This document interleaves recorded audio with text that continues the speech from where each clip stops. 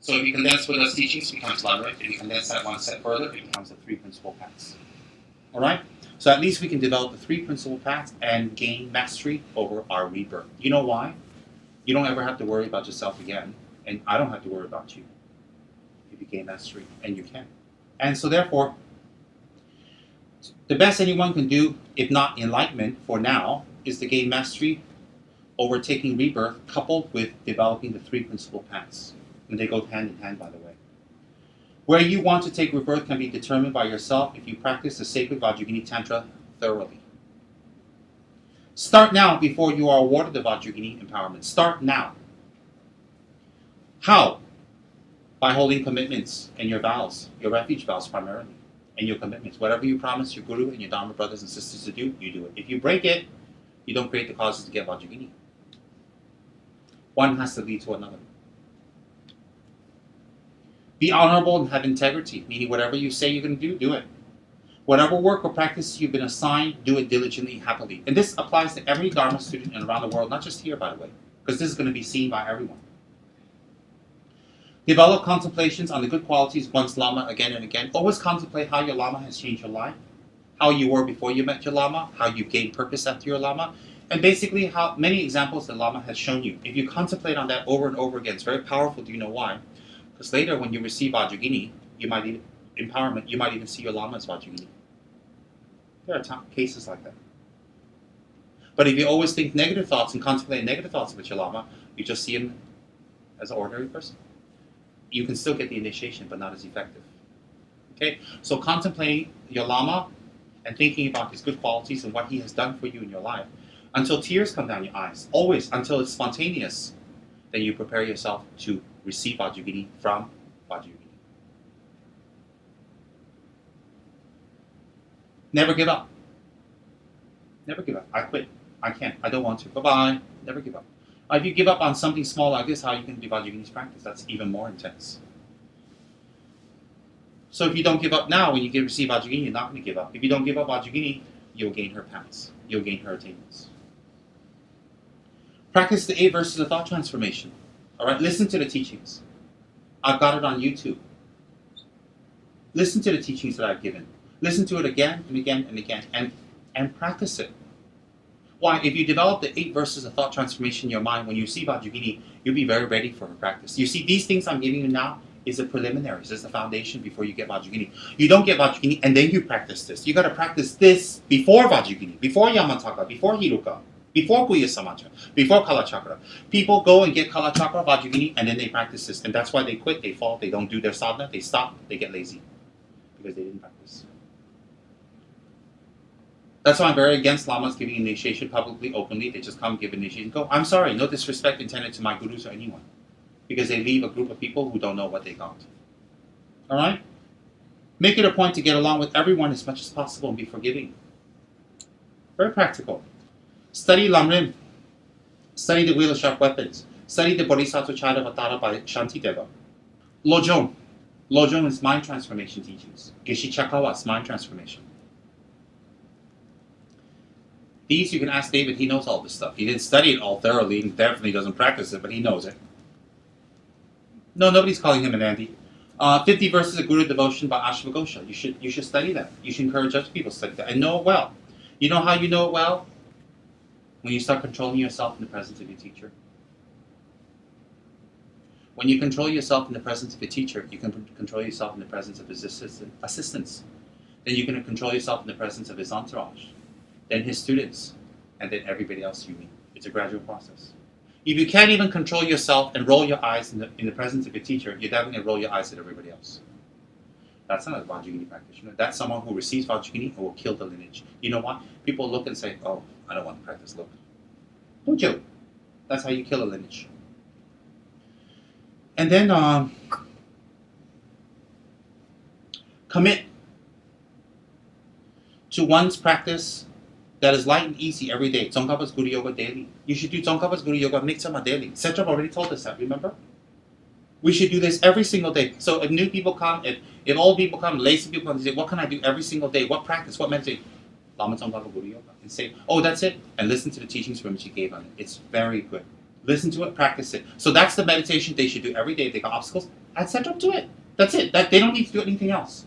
Then Lama Tsongkhapa later, Lama Tsongkhapa will transform. Lama Tsongkhapa's hat will turn black and turn into hair. Lama Tsongkhapa's face will turn into 3 eyes and fierce with fangs. Lama Tsongkhapa's complete attainment over the 4 maras will turn into the 4 chewa shi, the 4 fangs of Vajrayogini, 2 lower, upper 2. Lama Tsongkhapa's complete clairvoyance and omniscience over the 3 realms will transform into the 3rd eye of Vajrayogini.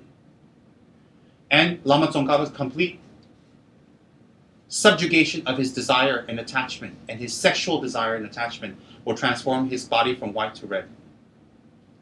And Lama Tsongkhapa's complete overcoming of renunciation, means he has completely renounced, will turn into the katranka of Vajrayogini, the knife. Then Lama Tsongkhapa, having attained great bliss and great happiness, that a happiness that cannot be moved, that is not controlled by karma, situation, environment, and geography. That symbol of him attaining great bliss and great happiness of a Buddha, unchanging, will turn into a skull cup filled with intestines and blood. Then Lama Tsongkhapa, wishing to give you a higher path, controlling your winds and your energies and channels, will transform into his left arm, instead of the Dhamma Chakra Mudra, will go up into the sky and point toward Vajrayogini. Then Lama Tsongkhapa's extreme compassion and bodhisattva and great love for you, and great compassion and love, and his vow not to give up on sentient beings, will transform his face. Instead of looking at you, his face will look up to Kachra heaven. Red, female. Then then Lama Tsongkhapa's extreme wish to nurture sentient beings, to teach him the Dharma, to emanate, to take on the Rupakaya form, the Nirvakaya form, to take on Tuku forms, emanations, to teach, to turn the wheel of Dharma. That great love and need and want to help you will turn into 2 breasts of Vajrayogini. Because breasts, the lady's breast, is why we're all here and we're healthy, because it's filled with vitamins and nutrients. Like that, Vajrayogini's breast is filled with emptiness, bodhicitta, and dharma. And when you suckle on her breasts, symbolically, you will become a Buddha. And then, Lama Tsongkhapa showing you an abandonment of the 8 worldly dharmas. He doesn't want fame or praise, or he doesn't want compliments. He doesn't want any of the 8 worldly dharmas. His complete abandonment of the 8 worldly dharmas will turn into the secret Vajra, the secret Vajra lotus of Vajrayogini, exposed. What lady runs around with their privates exposed? But Vajrayogini does, because Vajrayogini's privates exposed means something much more. So Lama Tsongkhapa's intense wish to free you of the 8 worldly dharmas, of attachments, will appear in the form of a beautiful lotus, full and thick and exposed. Then Lama Tsongkhapa's complete destruction of ignorance and hatred. No more ignorance, no more hatred. His complete destruction of that manifests in the form of black Bhadava facing down, and his red beautiful feet stepping on it. And Lama Tsongkhapa's ability to transform your desire into the path of the Dharma, into the path of enlightenment, is transformed into the consort of Bhairava, red Dutsema, facing up, and Lama Tsongkhapa steps on that. Then Lama Tsongkhapa's ability to not be affected by maras, weapons, anything negative, anything evil, thoughts, bad karma, obstructions, spirits, nagas, gods. His inability to be harmed by them because he's enlightened will be symbolized and manifested in a form of tumultuous fire emanating from every pore of his red body, surrounding him. And then Lama Tsongkhapa is unified with every single Buddha in existence, past and present. And these Buddhas manifest in the form of the king of the Tantras, Hiruka. Hiruka takes on the form of a Katranka. And then Lama Tsongkhapa holds the Katranka at the crook of his shoulder, looking up.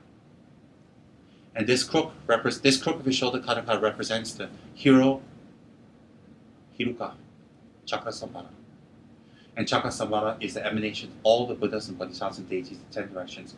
And Lama Tsongkhapa embraces these Buddhas, meaning Lama Tsongkhapa, Vajrayogini are one. And then Lama Tsongkhapa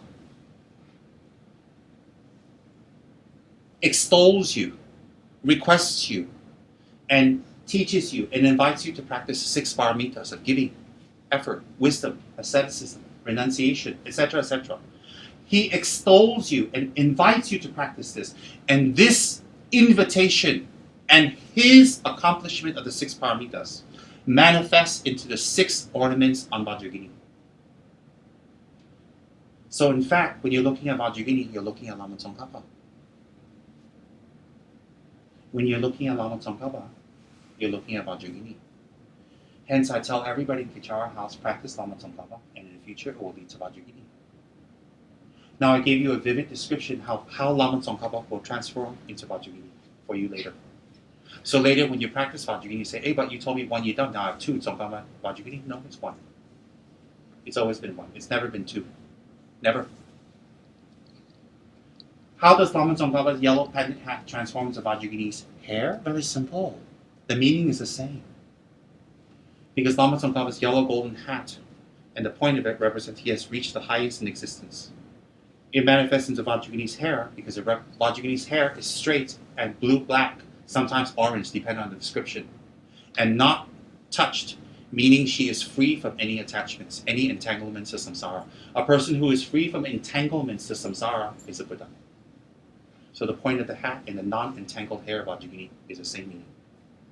That's why I've said 1,000 times, if you look at a Buddha's body, if you know the Dharma, you can see the Dharma in their body. If you know their body and you know the Dharma, their body is a roadmap to the Dharma. Very clear. So therefore, the gentle Tibetan monk who became a Buddha in his lifetime, the king of the 3 realms, who was predicted by Shakyamuni, who built Ganden, Sera, Drebung, Dashi Lungpo, Amdo, Tashikyo, Potala, who has spurned great masters and teachers like Chujang Rinpoche, Panchen Rinpoche, Dalai Lama, manifests himself later for you in a tantric path to control your winds and rebirth. His whole body gradually transforms into that of a gentle monk from Tibet into a fierce red lady for the Kali Yuga. So therefore, you should do Lama Tsongkhapa's practice every single day. And well, and that will lead you to Vajrayogini. Does everybody understand? So people say, well, I don't have the Vajrayogini mantra, I don't have the initiation, how can I start? I just told you. Does everybody understand? Is that very clear? Is it eloquent? Does it give you good imagery in your mind? David has memorized everything. He'll go back and write it so he doesn't forget. And he will blog it. So will Paris. Then, follow your teacher loyally and all the way. It says on my post. This is not for Kichara House and for me alone. That's for every student out there in the world. Because if you don't follow your teacher loyally, you jump from one center to another center, one Lama to another Lama. Oh, that Lama has got a big throne. He's got 40,000 students. This Lama has 10 students. I go to the 40,000 one. Stupid. Stupid. Because in Ganden, there are very simple and ordinary geshis that we receive teachings from. They don't sit on thrones. When they go to teachings, they sit on the floor with other normal monks. But we see them and the Lama on the throne as one. Be loyal. Then the next step after that is when you've done all that I've mentioned, then you do the Guru Yoga, Vajrasattva, Mandala, prostration, water offerings, 35 confessional Buddhism. I wrote it here on my post, on my blog. So what you do is you set up a beautiful Vajrayogini shrine, as big as possible, as beautiful as possible. And you know what? If you're going to be cheapskate about it, you're being cheapskate on your own attainments and your own enlightenment. It'll be the best thing for you if you set up a beautiful Vajrayogini shrine, spend all your money on making her beautiful and making offerings to her, and then you drop dead next week. That's the best thing you did before you drop dead. If you saved all your money and you set up nothing, you can't take it with you and you didn't collect any merits either. Set up the most Vajrayogini beautiful shrine. Take your time, do it well, plan for it. If your budget allows you to have the most beautiful shrine and it's this big, that's beautiful. If your budget allows it to be that big, that's beautiful. And if you know someone else who doesn't have the budget this year, sponsor it for them. Don't say, oh, that's not mine, that's not mine. You're stupid. You should find every opportunity to sponsor Vajrayogini statues, hundreds and thousands to people as much as possible. Sponsor one Vajrayogini for every year of your birth. Doesn't that celebrate something for your life, for God's sakes? Every year of your birth, what have you been doing? At least you accumulate into a Vajrayogini, that would be beautiful. And someone will worship it. Someone. Well, if your budget is this small, you sponsor whatever tatas for every year of your life. Then while you're sponsoring, maybe you hit the jackpot and you can sponsor bigger ones. What else have you been sponsoring? You've been sponsoring everything, bringing your children, yourself, and everybody into samsara deeper and deeper. All the sponsorship you have done in the past for your kids and everybody, if you didn't meet the Dharma, you just sponsored them to go to the 3 lower realms. Think about it. You should do that. And when you set up this beautiful altar to Vajrayogini, the 5 preliminary practice, Guru Yoga Vajra, focus on her. Well, she's not Vajrasattva. Do I need a Vajrasattva? No, you don't need a Vajrasattva statue. She is Vajrasattva. Stupid. Then you do the 35 confessional Buddha. But I'm doing 35 confessional Buddha. That's not Vajrayogini. If you do the 35 confessional Buddha, it purifies your karma. And you're focusing on Vajrayogini. So when you focus on Vajrayogini, when you purify your karma, you will become Vajrayogini. Because your purpose is to achieve her practice. You understand?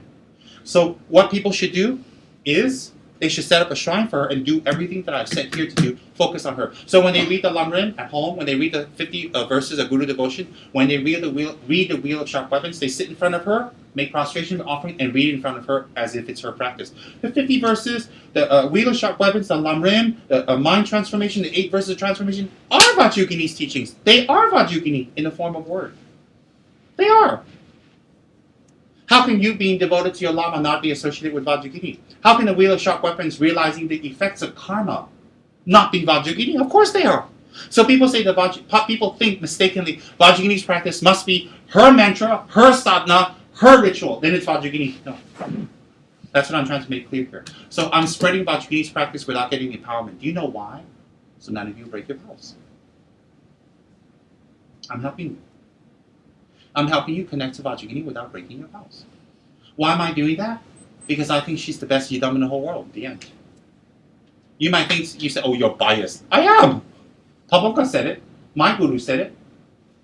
Lama Yeshe said it. So if I'm biased, I've got good support behind me. I didn't wake up one day and say, oh, you know what, Vajrayogini is the best yidam. And the Ruby's thinking, what about Yamataka? Shamamataka la. Yamataka is wonderful. He's wonderful, but you know what? You go and meditate 9 faces, 34 arms, and 16 legs and see what they're holding, what they're stepping on. And every one of the 16 legs is stepping on something too. I tell you, if I taught Ruby's got Yamataka years ago from a very high Lama, if I ask you what he's holding in each hand, she'll look at you and go, yeah, that's how much she's meditated on Yamataka. So Yamataka, my foot. Vajrayoginis are easy. All of Vajrayogini's all of Yamataka's right hand, 16 arms. When you condense into one meaning, it's Vajrayogini's right arm. All of Yamataka's 16 left arms, when you condense the meaning and what they're holding, is condensed into Vajrayogini's left arm. And I can give you an explanation. It's all there. Yamataka has 16 faces. He's just a show. 9 faces. He's just a show off. He's just a big fat show off. Sorry. Vajrayogini, with her one face, has the complete meaning of all 9 faces of Yamataka.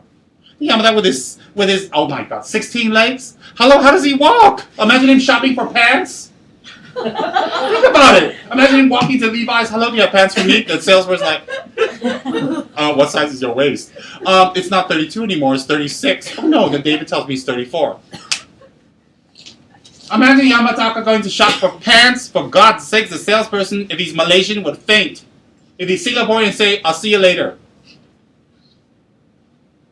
And then all those things he steps on, those animals.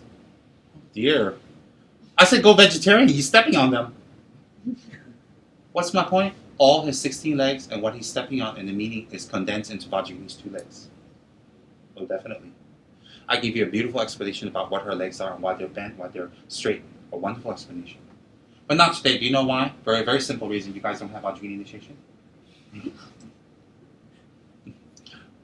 And then I know some people think, but that's not our fault. Yes, it is. Yeah, some evil people think that. I know you guys are pretty evil, some of you. Now, so I want the liaisons to promote Vajrayogini, and that creates causes for KWPC. Why are we building KWPC? Because we want a tourist place, go there and hang out? No, because we want to promote Vajrayogini. We want a huge Vajrayogini there. Start now. Do you understand my blog post? So when people say, how do I pray to Vajrayogini? I wrote it!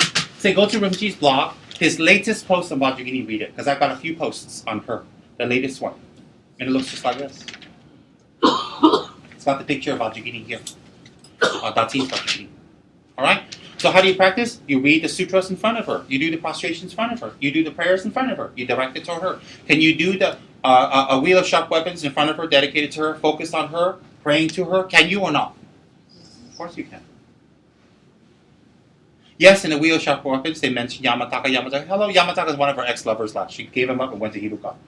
She said, you know what, Yam? Get some underwears. And she moved on to Hiruka. I mean, she's a modern woman. In the past, men dump women. Today's age, women dump men. And she's the first female feminist in the Yidam group. Yeah, she said, see you later, Yam. Well, Yam went for counseling for a few weeks. Yes, he did listen to some tired Chinese love song for 3 weeks. And he was all right again. And you know what's the funny thing? Listen to this little sick arrangement. Yamataka, Vajrayogini, and Hiruka all reside in Kichara paradise. Geshe-la told me that. I asked him, what's the name of the paradise of Yamataka? He says, Kichara. I said, oh, they all hang out together? He said, why not? I said, oh, kinky. So during the day, she's with Hiruka. At night, she's with Yamataka. No wonder she's always happy.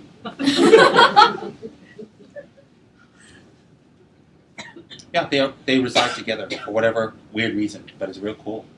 So we go to Kichara Paradise. We can go down the road and say hello to Yamataka, visit Hiruka, have tea with Vajrayogini.